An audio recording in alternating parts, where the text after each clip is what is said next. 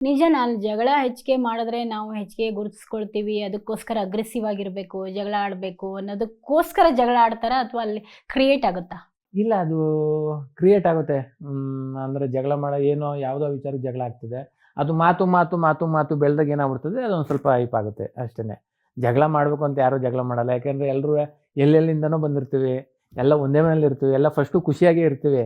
ಏನೋ ಆಕಸ್ಮಿಕವಾಗಿ ಏನೋ ಒಂದು ಸಣ್ಣ ಸಣ್ಣ ವಿಚಾರಕ್ಕೆ ವಾದ ಮಾಡಿದಾಗ ಅದೊಂದು ಸ್ವಲ್ಪ ಜಾಸ್ತಿ ಜಗಳ ಅಂತ ನೋಡಿದವ್ರಿಗೆ ಹಂಗೆ ಅನ್ನಿಸ್ತದೆ ಅಷ್ಟೇ. ಓಕೆ. ಗಿಲ್ಲಿ ಮೇಲೆ ಕೈ ಮಾಡಿರೋ ರಿಷಾ ಉಳ್ಕೊಂಡ್ರು, ಆದರೆ ಚಂದ್ರಪ್ರಭಾ ಅವ್ರು ಹೊರಗಡೆ ಬಂದರು ಅಂತ ತುಂಬ ಬೇಸರ ಮಾಡ್ಕೋತಾ ಇದ್ದಾರೆ ನಿಮ್ಮ ಫ್ಯಾನ್ಸು. ನಿಮಗೆ ನೀವು ಕೂಡ ಸೇವ್ ಮಾಡ್ತೀರಿ ರಿಷಾ ಅವ್ರನ್ನ ಅಲ್ವಾ ಆ ಸಂದರ್ಭದಲ್ಲಿ? ಯಾಕೆ? ಅಂದರೆ ತಪ್ಪು ಮಾಡಿದ್ದಾರೆ ಇಲ್ಲ ಅನ್ನೋಕ್ಕಿಲ್ಲ. ಆ ತಪ್ಪು ಆಗಬೇಕಾದ್ರೆ ಇಬ್ಬರು ಕಡೆಯಿಂದನೂ ತಪ್ಪಾಗಿದೆ. ಯಾಕೆಂದರೆ ಒಬ್ಬ ಹೆಣ್ಮಕ್ಳು ಬಟ್ಟೆನ ಮಡ್ಚು ಮಡಗಿರೋ ಅಂಥದ್ದನ್ನ ಎಲ್ಲ ಥರದ ಬಟ್ಟೆನ ತಗೊಬಂದು ಹಾಕೋದು, ಹಾಕೋದು ಅಂದ್ರೆ ಮುಟ್ಟೋದೇ ಒಂದು ಪರ್ಮಿಷನ್ ಇಲ್ಲದೆ ಮುಟ್ಟೋದೇ ಒಂದು ಹೆಣ್ಮಕ್ಳು ಬಟ್ಟೆನ ತಪ್ಪು ಅಂತ ಅನ್ನಿಸ್ತದೆ. ಅವ್ರು ತಗೊಬಂದಾಗ ಹಾಕ್ದಾಗ ಮಾತು ಬೆಳೆದಾಗ ಇವರು ಎಲ್ಲೋ ತಮಾಷೆಗೆ ಅಥವಾ ಏನೋ ಹಿಂಗೆ ಹೊಡೆದಿದ್ದಾರೆ. ಹೊಡೆಯೋದು ತಪ್ಪು, ಅವ್ರ ಬಟ್ಟೆ ತಗೊಬಂದು ಹಾಕಿರೋದು ತಪ್ಪು. ಆಗ ಸುದೀಪ್ ಸರ್ ಇಬ್ಬರದು ತಪ್ಪದೆ ಅಂದ್ಬಿಟ್ಟು ಹೇಳ್ತಾರೆ. ಒಟ್ಟಿನಲ್ಲಿ ಇಬ್ಬರು ಮನೆಯವರಿಕೆ ಮಾಡ್ತಾರೆ. ಆ ಒಂದು ಮಾತಿನ ಬರದಲ್ಲಿ ಹೊಡೆದಿರೋದು ಇಬ್ಬರು ರೂಲ್ಸ್ ಬ್ರೇಕ್ ಮಾಡವ್ರೆ ಅಂದ ತಕ್ಷಣ ಏನೋ ಗೊತ್ತಿಲ್ಲದೆ ಆಗೈತೆ. ಒಂದು ಕ್ಷಮಿಸಿ ಸರ್, ನೀವು ಹೇಳಿದ್ರೆ ಅವ್ರು ತಿದ್ಕೋತಾರೆ ಅಂತ ಹೇಳ್ಬಿಟ್ಟು ನಾನೇನು ಮಾಡಿದೆ, ಕಳಿಸೋದು ಅಷ್ಟು ಉತ್ತಮ ಅಲ್ಲ. ನನ್ನ ಅನಿಸಿಕೆ ನೀವೊಂದು ಏನೋ ತಿಳುವಳಿಕೆ ಹೇಳಿದ್ರೆ ಅವ್ರು ತಿದ್ಕೋತಾರೆ ಅಂತ ಅನ್ನಿಸ್ತದೆ ಅಂದ್ಬಿಟ್ಟು ನಾನು ರಿಸರ್ವ್ನ ಉಳಿಸೋ ಥರದಲ್ಲಿ ಹೇಳಿದ್ದೆ. ಓಕೆ. ನೀವು ಆವಾಗ ಎಕ್ಸ್ಪೆಕ್ಟ್ ಮಾಡಿಲ್ಲ ರಿಷಾ ಅವರು ಹೋಗದೇ ಇದ್ರೆ ನಾನೇ ಹೋಗ್ತೀನಿ ಏನೋ ಅಂತ ಹೇಳಿ ನೀವು ಎಕ್ಸ್ಪೆಕ್ಟ್ ಮಾಡಿರಲಿಲ್ಲ?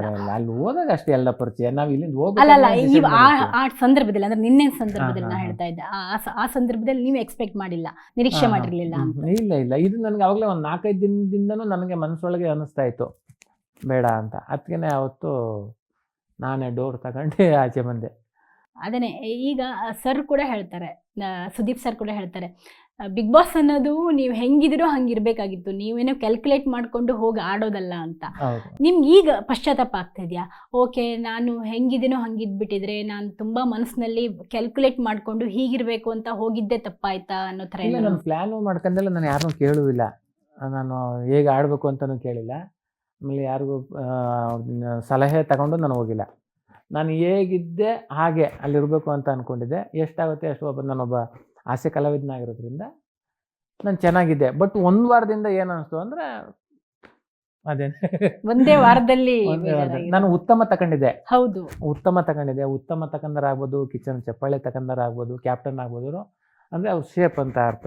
ಅಂದರೆ ಬಚಾವಾಗಿದ್ದಾರೆ, ಏನು ಪ್ರಾಬ್ಲಮ್ ಇಲ್ಲ ಅಂತ. ಬಟ್ ನನ್ನ ಒಂದು ಉತ್ತಮ ಅಂತ ತಗೊಂಡಿದ್ರು ಬೇಡ, ಈ ಟೈಮ್ನಲ್ಲಿ ನಾನು ಹೋಗೋಣ ಅಂದ್ಕೊಂಡು ಡಿಸೈಡ್ ಮಾಡ್ಕೊಂಡಿದ್ದೆ. ಓಕೆ. ಬಿಗ್ ಬಾಸ್ ಎಂಟ್ರಿ ಕೊಡಬೇಕಾದ್ರೆ ನಿಮ್ಮ ಮೈಂಡಲ್ಲಿ ಏನಿತ್ತು, ಏನಂತ ಅಂದ್ಕೊಂಡು ಹೋಗಿದ್ರಿ? ಏನಿಲ್ಲ, ಮಜಾ ಮಾಡೋಣ, ಇರೋಷ್ಟು ದಿನ ಫುಲ್ಲು ಕೊನೆ ತನಕ ಒಂದು ಒಳ್ಳೆ ಎಂಟರ್ಟೈನ್ಮೆಂಟ್ ಮಾಡೋಣ. ಯಾಕೆಂದ್ರೆ ನಾನು ಇಲ್ಲಿ ಸ್ಟೇಜ್ ಮೇಲೆ ಬಂದಾಗ ಗಿಚ್ಚಿಗಳಿನಲ್ಲಿ ಯಾವ ರೀತಿ ನಾನು ಎಂಟರ್ಟೈನ್ಮೆಂಟ್ ಮಾಡಿದ್ದೀನಿ, ಎಲ್ಲರನ್ನೂ ಹೇಗೆ ಖುಷಿ ಪಡಿಸಿದ್ದೀನಿ, ಆ ಥರ ನಾನು ಇದ್ದೇ ಇರ್ತೀನಿ ಅನ್ಕೊಂಡು ಇಲ್ಲಿ ಹೋದಾಗಲೂ ನಾನು ಡಬಲ್ ಮೀನಿಂಗ್ ಮಾಡ್ಕೊಂಡು ಹೋಗಿದ್ದೆ ಸ್ಟೇಜ್ ಮೇಲೆ. ಸುದೀಪ್ ಸರ್ ಕೇಳಿದಾಗ ಆ ಥರನೇ ಮಜವಾಗಿರಬೇಕು ಅಂತಲೇ ಹೋಗಿದ್ದೆ. ಬಟ್ ಇರೋಕ್ಕಾಗಿಲ್ಲ ಅಷ್ಟೇ.